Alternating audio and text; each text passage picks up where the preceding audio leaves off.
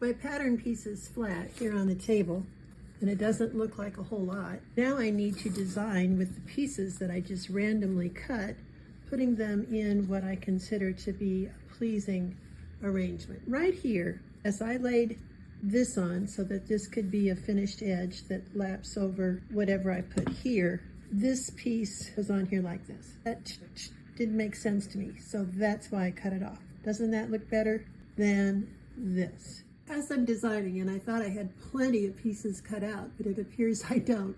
What jumps out at you? Isn't it the dark color? I either need to get rid of the dark color or cut some more. I think I'll go cut some. This has been a very fun, totally different way of sewing project for me. Not to denigrate it at all, because it will be top quality, but it's simply not conventional sewing as I've done for all these years. I've done a lot of lap and stitching, lining it, and then I'm going to bind the edges. But right now, because I intend to wash this and all these edges will fray up, I may even clip them in perpendicular to the seaming. But this lining, I'm trimming back away. It can create a little bit of the fur as well, but I don't want it to be overly. So that's why I'm carefully coming in here with the scissors and trimming away. Let's take a quick tour here around my newest vest. This is, as I said, some of the most different type of sewing I've ever done. It's not normal, it's not classic. It's just kind of flop it together, but it's been fun. It's a mixture of all different kinds of denim, light, dark, and here's where I'm up to. I did do some darting here so that we didn't have gaposis at the armholes. I just couldn't help myself.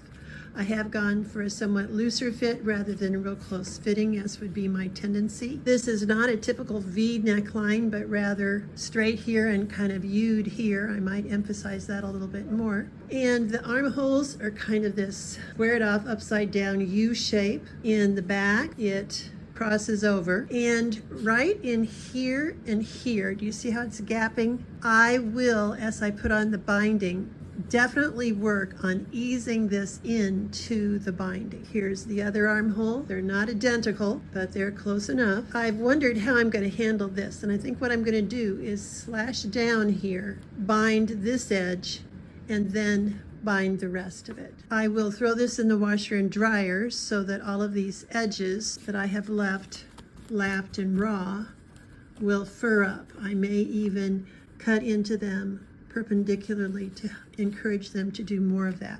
Got a pocket here, and then thinking that this might run a little bit low in the back, my plan is to pop this pocket here at the center back. Oh, and as I put it on my dress form, I established where the shoulder line was with pins, and I aligned that with the seam on my mannequin so that I was always putting it back on her in the same position. Inside then, very honestly, here's a story.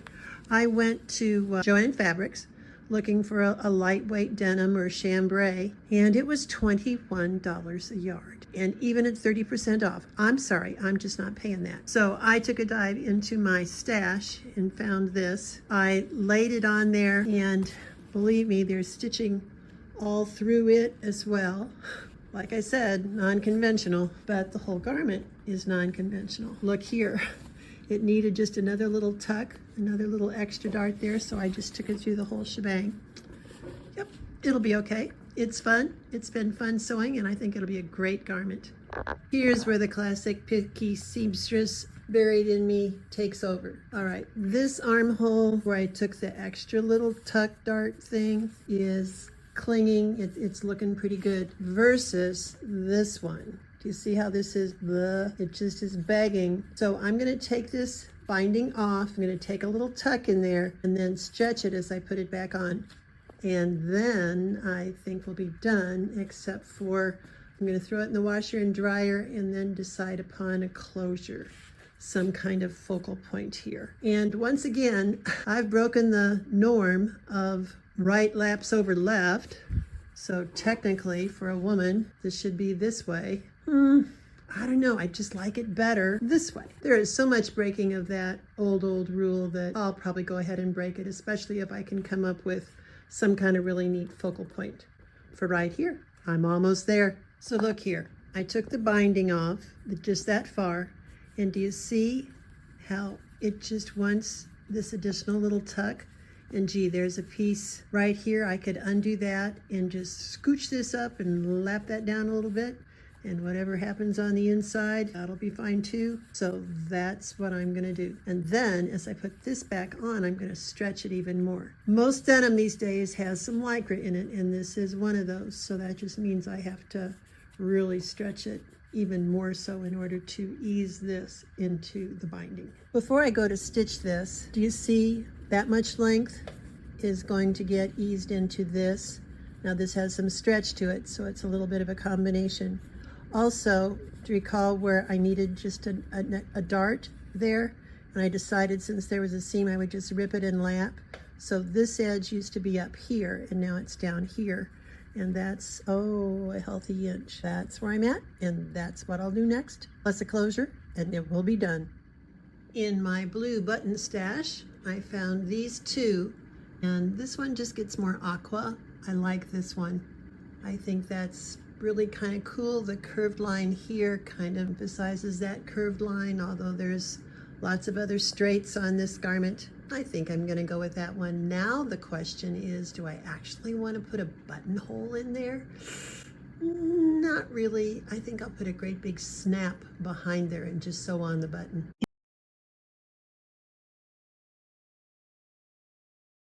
All kinds of different denim pieces. Focal point is this great Fimo clay button from my wonderful stash. Behind that is a nice big silver metal snap, and inside a little plaid and a gingham check. All my things are washed before I start, and in this case after I'm done as well, because I wanted to see just how much all of it would fur up. You can give it a haircut if you like. This is a larger size medium or a large. It's not close fitting, but it's not great big either. Here on the back, you can see where I put the pocket. It's got bound edges. It could be worn with a little tank underneath for more of a bare look. You could wear it with a white t-shirt. You could wear it with a white shirt or a chambray colored shirt, or for a USA look, how about a red tee or a red shirt? Here's another pocket and an extra little pocket inside. Some little darts to pull in the armholes. I really had fun creating this one. It is, as you can see, lined, but I wouldn't call it lining because I actually draped this together on the dressed form. So there's lots of stitching on the inside. Totally unconventional sewing, which is what I seem to like in my old age.